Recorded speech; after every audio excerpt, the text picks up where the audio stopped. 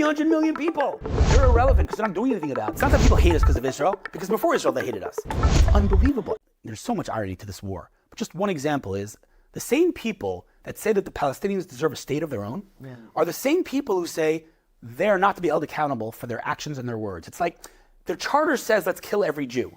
I'm saying, the bottom line is the PLO, Yasser Arafat basically founded the PLO to get rid of Israel. That's their agenda, right? And so the same people in the West that are saying they deserve a state as if, they're an accountable, adult nation are the same people who say they don't mean it when they say they want to kill all the Jews. So make up your mind. Are they held accountable? Are they adults? Or are they little kids throwing a fit?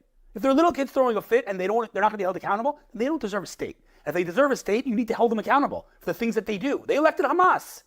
So you're right, there are innocent people in Gaza, but I don't think it's a relevant, question. I think, there's, what's the Egyptian lady, Bridget Gabriel? Yeah, Bridget. She has that famous panel where a Muslim woman gets in the crowd and says, not all Muslims are terrorists. And she says, of course not. But according to most studies, 15 to 20% of the Muslim world is fundamentalist. So 15 to 20% of billions, we're talking about 300 million people dedicated to the destruction of the Western world. 300 million people. So the vast majority, the 800 million or the 900 million, that they're silent, they're irrelevant. They're irrelevant. Speak up.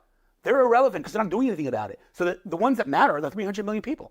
So I don't really think about how many innocent people, because that's not relevant. We need to do what we need to do. And any country would do a lot more than Israel's doing. They'd probably, just think what would happen if America was attacked that way, right? So yeah, there are tragically innocent people who die. The numbers are clearly ridiculously inflated by Hamas and the world, of course. Oh yeah, a terrorist organization is going to tell me how many people died. Let's just believe them. Are you kidding me right now? In fact, forget philosophy. Let's say you want to believe a terrorist organization. No problem. Let's believe Hamas. 25,000 people or whatever it's up to now. So just tell me, Hamas, how many terrorists did Israel kill? 0. You look at their counts, 0. So Israel killed 0 terrorists. Clearly, that's ridiculous. But the world just eats it up. So, I know what Israel, the lengths that Israel goes to minimize civilian, I know that. So I don't know that the numbers that we're all hearing from Hamas about the dead, 10,000 dead women and children, that's ridiculous. It's just ridiculous. It's based on nothing.